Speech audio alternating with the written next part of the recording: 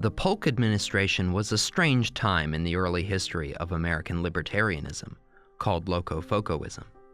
In many ways, it was the time of ultimate triumph.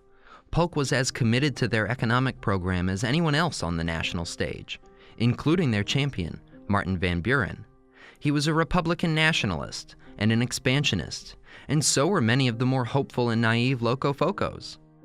By 1844, Locofocoism was all over the country, from the shores of New England through the mountains of New York and out to the plains of Ohio and Wisconsin, right the way down even in the South to places like Montgomery, Alabama. And for at least a brief period, Polk was their man. Everything looked bright, but the peace within the democracy was uneasy at best. Then along came Polk's war on Mexico, an unforgivable tragedy to some, and an insurmountable political disaster to most others. To set things aright, to protect the power and interests of the North's free citizens, to expand the zone of liberty and republicanism in the face of both British and slaveholding aggression, Northern radicals rose up in political revolution.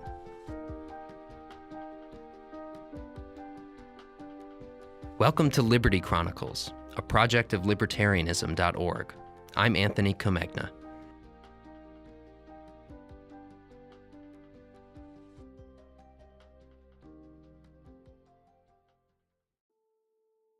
The Polk years began in a sort of uneasy truce between radicals and conservatives. For the moment, at least, before the war began in early 1846, everyone could more or less get along with business as usual. Polk first rocked the boat by supporting the New York conservatives, called the Hunkers, over Van Buren's Locofoco faction, called the Barn Burners.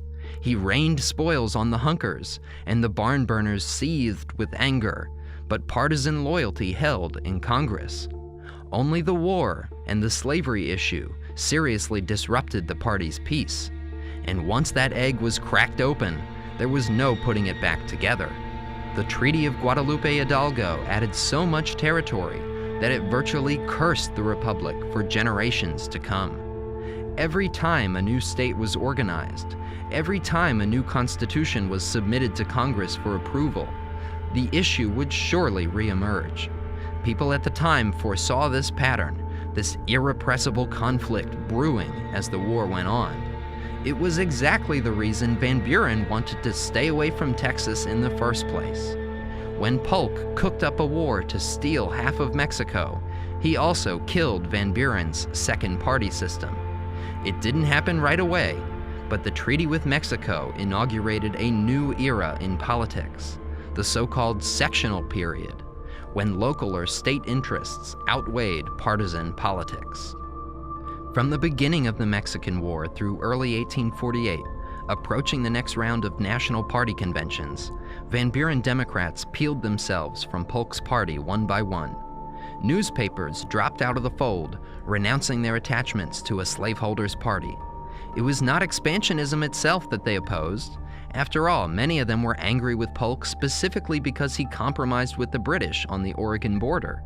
But all of them were angry that the Democratic Party was apparently willing to totally sell out Northern interest to Southern slaveholders. In a speech to fellow Locofoco expansionists, New Yorker David Dudley Field declared that, "I am willing to see our victorious standard should be borne to the Isthmus of Darien or planted on the highest peak of the Polynesian Islands, but the soil on which it advances must be free as the untrammeled soil on which I stand." But there were other interests involved in this growing coalition of dissident Northerners. The biggest contingent was certainly coming from the New York Barn Burners or Locofocos, and then from the circle of abolitionists around Senator John P. Hale in New Hampshire. But out of Ohio, the state's Liberty Party leader, Salmon Chase, saw his moment to construct what he called a Great Wilmot Proviso League of anti-slavery Democrats and Whigs. You'll recall from last week that the Wilmot Proviso was a proposed amendment to the Mexican War funding bill that would forbid slavery from any conquered territories. It passed the House on a sectional vote and failed in the sectionally balanced Senate.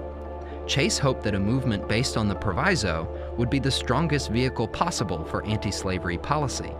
With enough support, a proviso party could upset several northern races and throw the election to the House of Representatives, or even gain a majority in the Electoral College. Chase was a longtime player in abolitionist politics by 1847, though, and he well knew that a proviso league was impossible so long as barn burners and other locofocos across the country stayed loyal to the Democratic Party. By late 1847, speeches like one by New York Congressman and locofoco Bradford Wood convinced Chase that a coalition with the leading locos of New York was now a real possibility.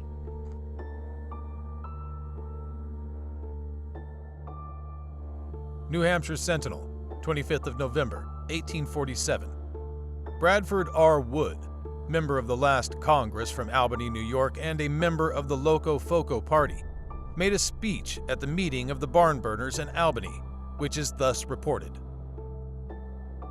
He alluded to the abuse which had been heaped upon him by the advocates of slavery for the early and determined stand which he had taken in favor of freedom. He proceeded to say that there was a game afoot to sell the electoral vote of New York to the highest bidder by the men who struck down the lamented Silas Wright and then whined over his grave. They wished to sell the North to the South and hoped to receive their reward. Those thus anxious to betray the North proclaimed this movement for freedom premature, but he denied that it could be premature to move in a just cause, to protest against cursing free soil with slavery. These premature Democrats have no opinion upon this question. But the South speaks right out. They are united and triumphantly say to us the South has no traitors. But, said Mr. W., the North has, and the South wants to buy these traitors. He took a hasty glance of slavery as it exists, referred to the fact that there were but 250,000 slaveholders in the Union, and these 250,000, backed up by the influence and power of the general government, were seeking to rule the 20 millions of freemen. He denounced this kind of democracy where the minority sought to trample upon the rights and contemn the opinions of the majority. He had no desire to exclude the South from the soil to be conquered, but he would insist that those at the South who wished to immigrate to that acquired territory must do so upon the same footing with the white man of the North. There should be no special privileges given to any one class.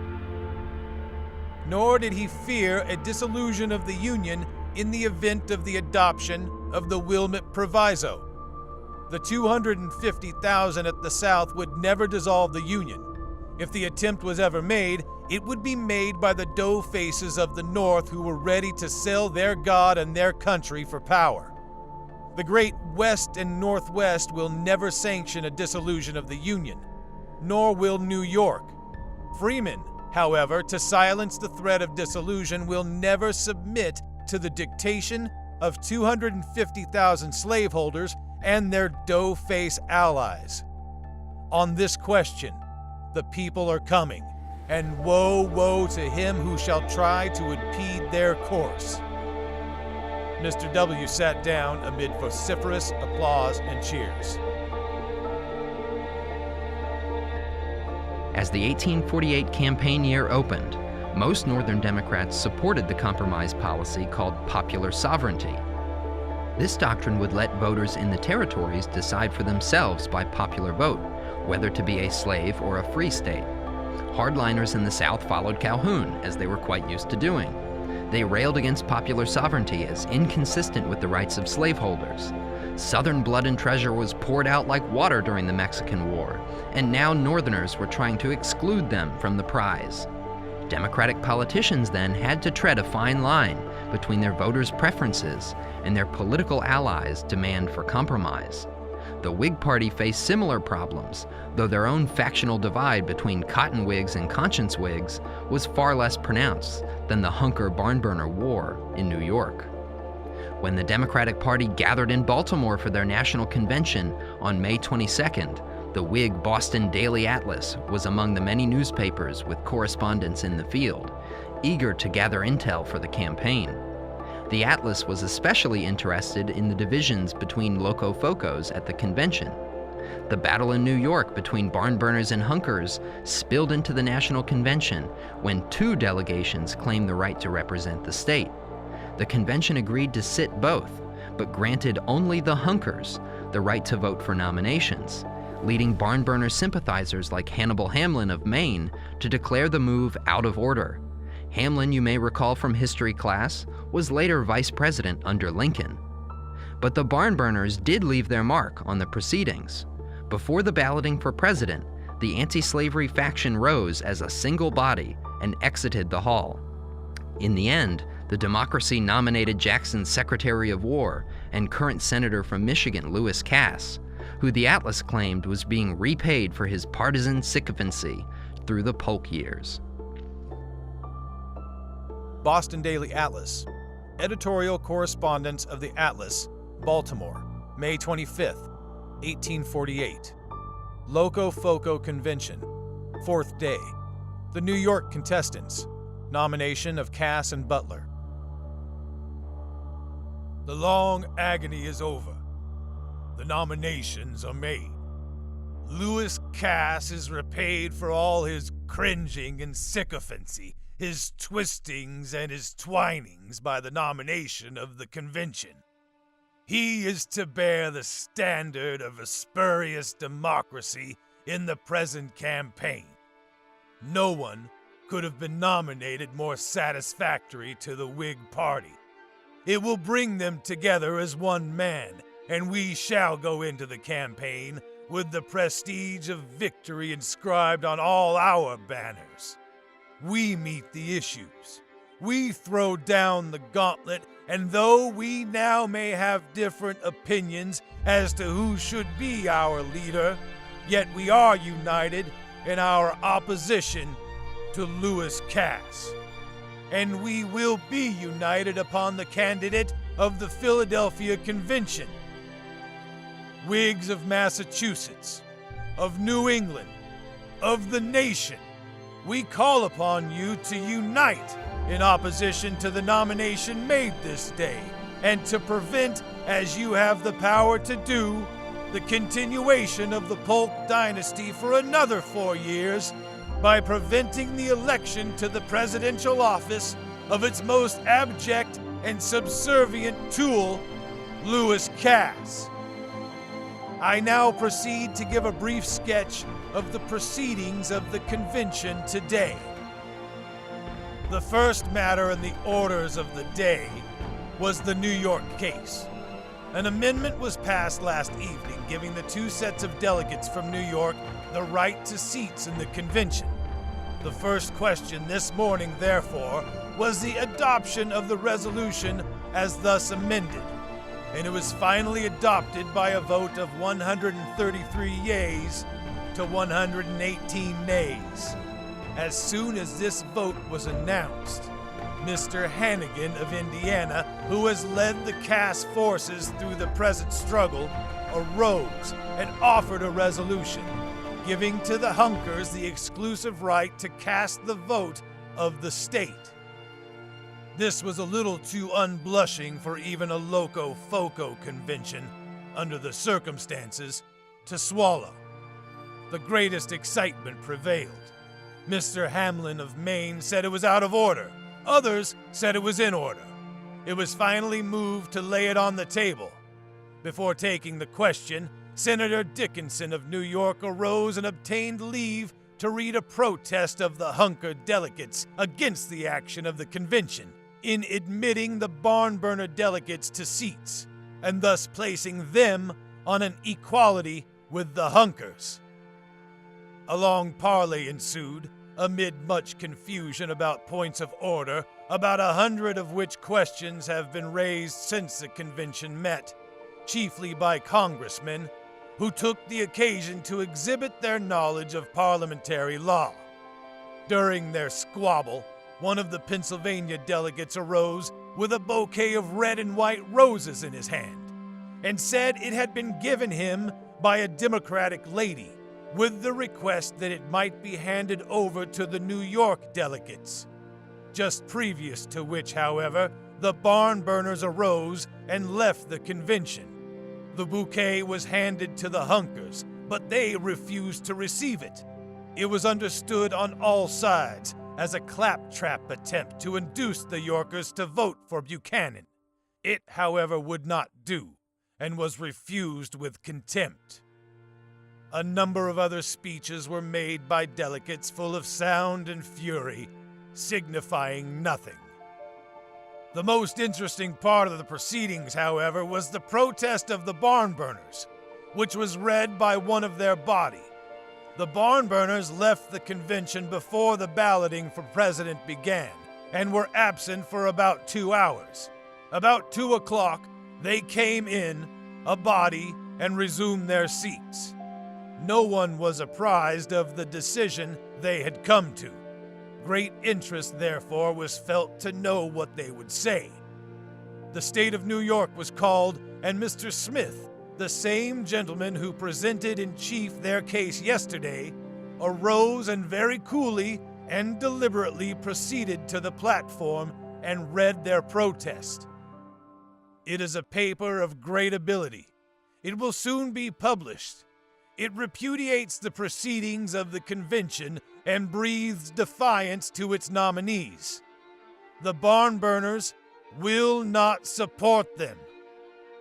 After the protest was read, the delegates left their seats and went out of the hall, shaking the dust of casteism from their feet.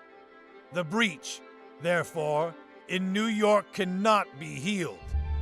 The management, trimming and cowardice of the convention, in failing to meet the question and deciding which of the lists were entitled to seats, have failed to produce aught but pity and contempt from the barn burners. Very little else was done. On the convention's last day, the mood and tone suffered, and it wasn't just our Whig reporter who felt it. The whole party knew they were in for a more serious fight than the one against the Whig candidate, whoever that would be.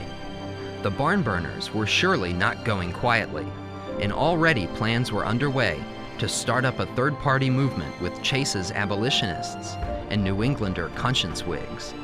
If some great national figure could be found to lead these diverse elements, it would surely threaten the coalition that narrowly elected Polk and definitely kill the Cass campaign.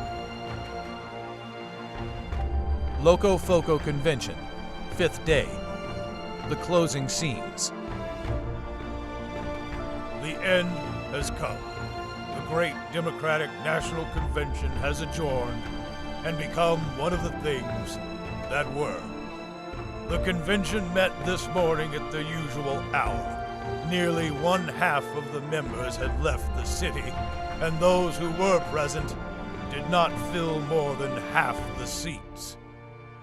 It was a cold, cheerless body. No enthusiasm, no mark of confidence either in the strength of their candidate or the justice of their principles was exhibited. Little other business was transacted, and the convention adjourned without delay. Thus has passed away a convention, the like of which we have never before seen.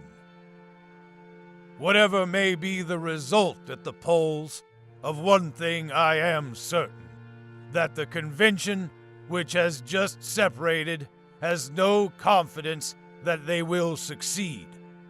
The nominations have fallen stillborn, not only on the convention, but upon the people of this city. Very little is said in relation to them. The nomination of General Butler is to give some degree of popularity to Cass, but it will not do. There is nothing that can give popularity to such a nomination. The wire pullers, the politicians, the expectants of office and spoils will work and advocate its election. They will not carry the people with them.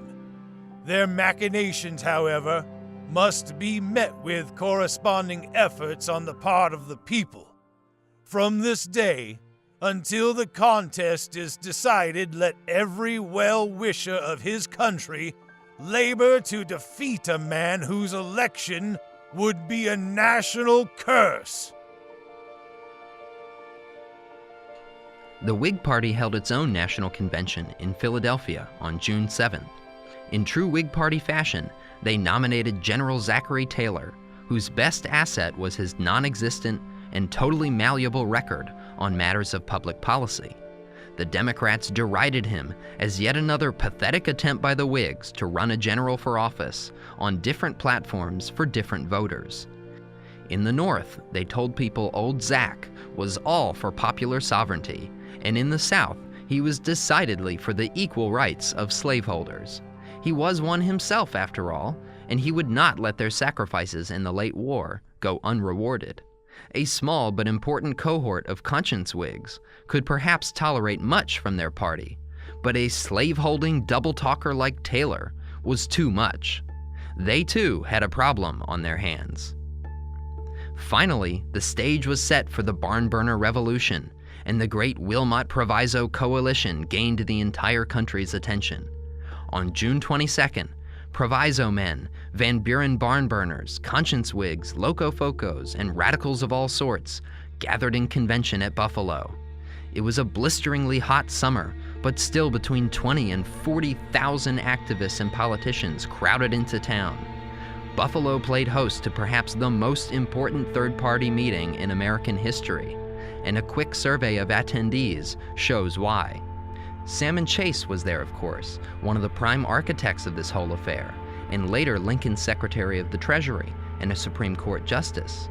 Charles Francis Adams attended, a member of the famous Boston Klan and an important figure in his own right. Walt Whitman was there as a locofoco representative for Brooklyn, and Frederick Douglass was on the scene reporting for his readers. Every single northern state had a delegation present, and even the border slave states Maryland, Delaware, and Virginia sent representation. And even though the abolitionist Liberty Party convention had already proclaimed its candidate, Senator John P. Hale of New Hampshire, the Liberty men dissolved themselves into the larger convention. This great new Free Soil Party, made up of these diverse anti-slavery factions, adopted a slogan now famous as the cornerstone philosophy of Lincoln's Republican Party: free soil, free speech, free labor, free men. The presidential nomination was contested. The more hardcore anti-slavery delegates wanted John Hale, but in the end, most realized their best chance for victory was with the biggest star they could find. Without a doubt in many minds, that was Martin Van Buren, with the conscience Whig Charles Francis Adams as the Veep. Van Buren was really the natural choice. After all, the vast majority of Free Soilers were until recently barn-burning Democrats, his core constituency and his fiercest defenders. Van Buren played the reluctant candidate, but a great number of observers saw what he was up to.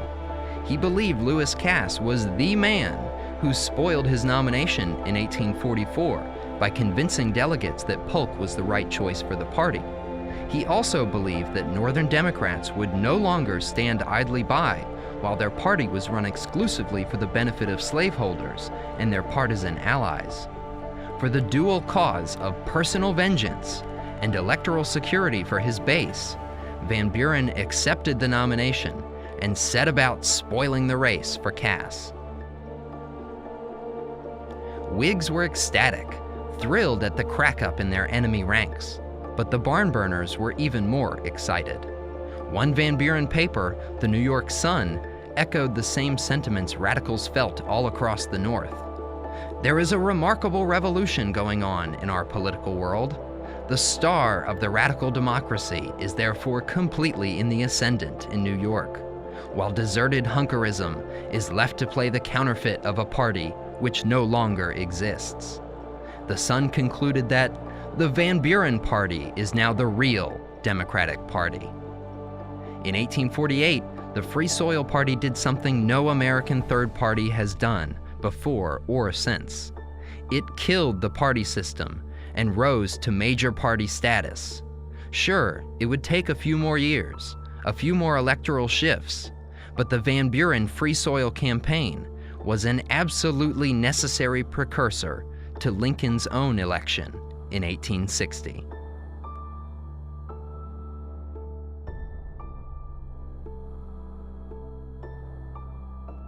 Liberty Chronicles is a project of Libertarianism.org.